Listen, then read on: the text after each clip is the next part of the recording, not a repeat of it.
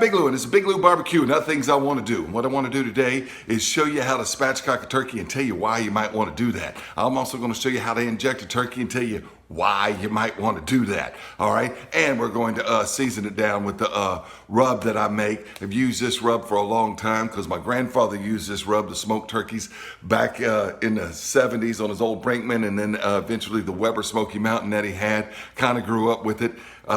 Cajun injected smoked turkeys is kind of traditional where I'm from. That's how we like to eat turkeys down here. But you can season it however you want to season it. I'm just going to tell you about injecting it, and I'm going to tell you about spatchcocking it. Why would you want to spatchcock a turkey? When you spatchcock it, it lays out flat, doesn't look like picturesque holiday bird with the dad carving it up that you might see in a Norman Rockwell painting. Well, I'm all for cooking the bird whole if you can. In fact, I cooked a 12-pound bird on my Weber kettle on Facebook about 3 years ago now in 2016. And that was the reason I got a YouTube channel started. People said, hey, Big Lou, you need a YouTube channel. Man, were they ever wrong. Anyway, I've had one since then. But if you've got a bigger one than about 12 pounds or so, it doesn't fit easy on a Weber kettle. Spatchcocking, it's the way to go. Another reason, and you can cook it on any grill when you spatchcock it. Another benefit to spatchcocking is you got the spine. And a turkey spine will make a good bit of turkey stock. That's what I did with the spine of this one, all right? Why would you want to make your own turkey stock? I've got a video on how to make stocks, okay? Because you don't want to go to the store and buy that chicken broth in a blue box or can or whatever to make your Thanksgiving turkey dressing. You want to use your homemade stock. Put what you want to in it. If you don't like a lot of salt, don't put a lot of salt. You want a lot of salt, put a lot of salt. Do it yourself. Man, that stock is awesome, all right? So that's a benefit. You get the spine to make all that stock with. Makes a lot more stock than just the turkey neck that you might boil up, all right? And it lays out flat. I used to have a charbroil gas grill. Used to cook spatchcock turkeys on that. I gave that gas grill to my brother a few years ago. But anyway, yeah, you can cook it on a gas grill. And yeah, Big Lou's had gas grills before. All right, you can cook it on any grill that it'll fit on, you can cook it on. So if you've got a grill that the surface area will fit, but the lids too won't fit a whole turkey because the lid's too shallow, you can spatchcock a turkey. Some grills you might want to go indirect with. I'll show you the footage of how I cooked this one on the gaucho grill, and I've also got a video of how I cooked a spatchcock turkey a few years back on a Weber, and it's beneficial to spatchcock a turkey. Also going to show you how to inject. So, why do you want to inject? Because it's so much darn easier than brining, that's why. It's also, if you do a CBA, a cost benefit analysis, all right, it's a lot cheaper, a lot easier to inject, and it stays juicy. It may be argued that the turkey is slightly more moist or juicy if you brine it, but I haven't found that to be the case. Sometimes it's the opposite, but if it is the case that brining is more juicier, it's only slightly, and it's not worth the extra resources, time. You got to get a cooler, you got to get a bag, you got to get brining, you got to spend 12 hours brining it. You can inject the thing an hour before you put it on the grill, and you're going to have a delicious turkey. All right, so we're going 3.5 minutes here, 3 minutes, 45 seconds, telling you why to spatchcock a turkey. Now let's show you how I did it. Okay, I got a 15.79 pound turkey right here, so it's almost 16 pounds. Doesn't look that big, but that's what the tag said. All right, I removed the giblets and the neck, make stock with that, and we're gonna make stock with the backbone.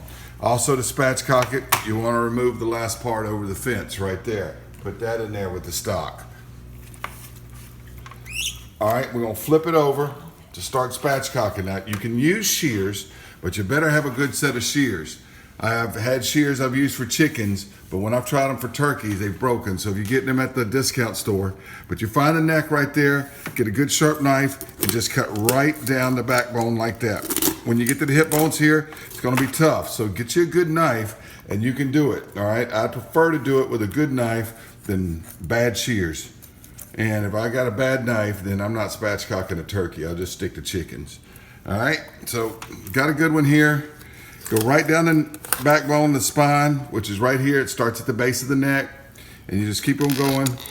And when you get to the hip joint here, it's gonna be tough, especially on the second one because there's no support for it right now. So be careful. And you just kind of gotta, you hear that? Power through it. All right, and we got the spine removed. Looks like that, a lot bigger than a chicken spine. All right, now, to open it up, we've got to take, I remove that breastbone. Some people just break it, but I remove it. What I do is I go in here with my knife and I just make a big cut right there and a big cut right there on that little white part. And then you can kind of see it right here. I kind of cut along that to cut that membrane. All right. Just right here, like that. And you can use gloves for this, but I can't get the dexterity I need when I want gloves. Well, they didn't clean that. Look at all that. They didn't clean that out real well. That's good though. That just all goes into stock and a giblet gravy. It's all right. All right, see how we broke it right there? Break that right there like that.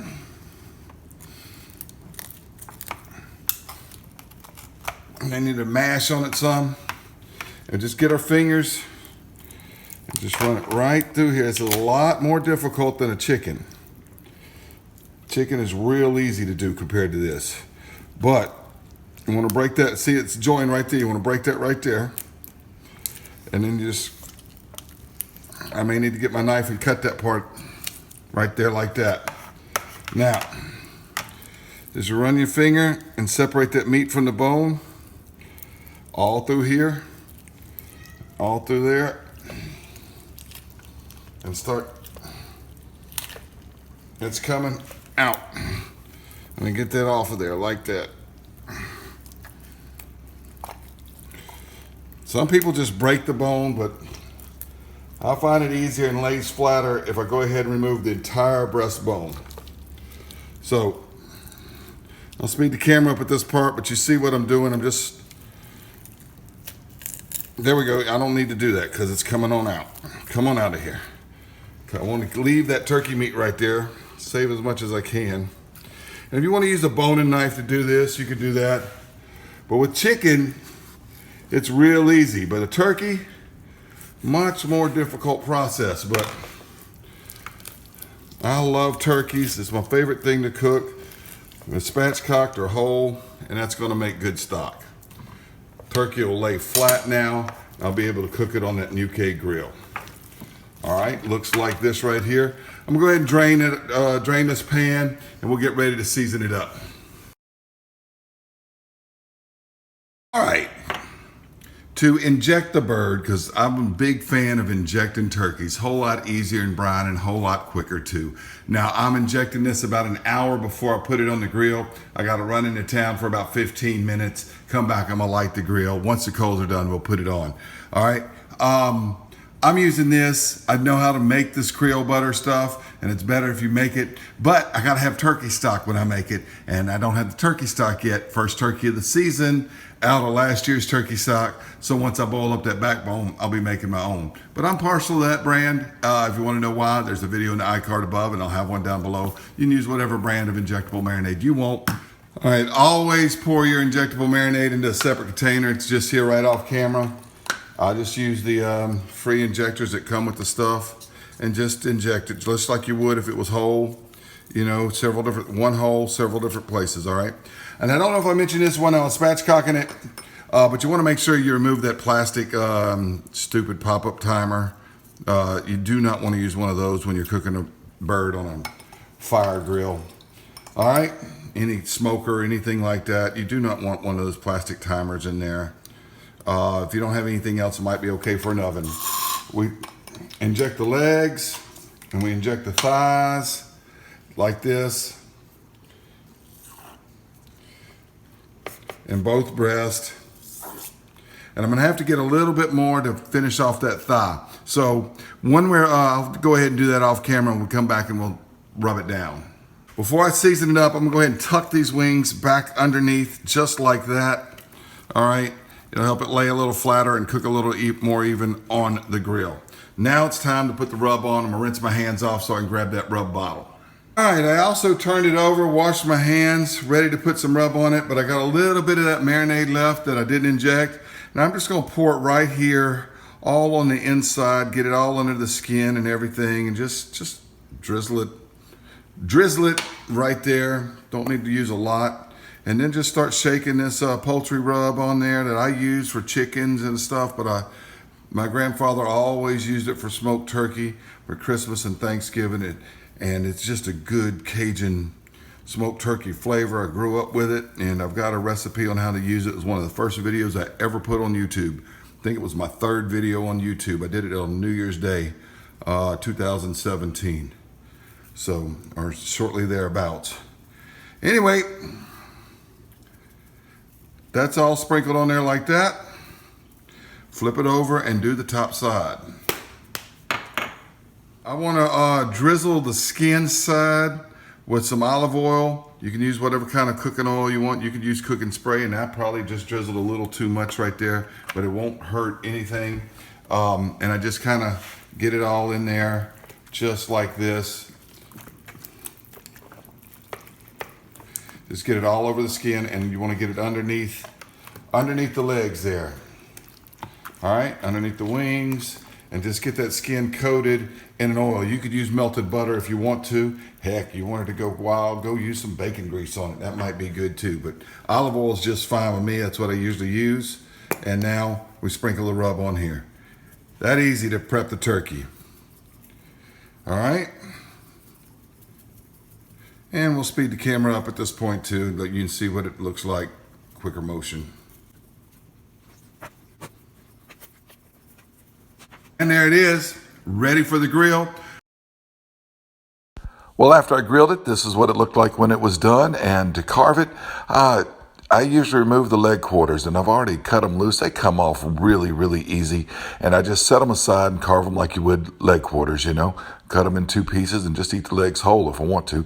I split the 2 breasts in half like this, and then you can just carve slices off of it. I'm trying to keep my hand out of the way of the camera and do it with out holding the breast meat down, but you can just slice it off there, and look at how juicy this piece of turkey is. The steam still coming off of it, and I tell you, it was delicious. We ate on it for 3 days. And as you know, I like to say it in Spanish, gracias por mirar.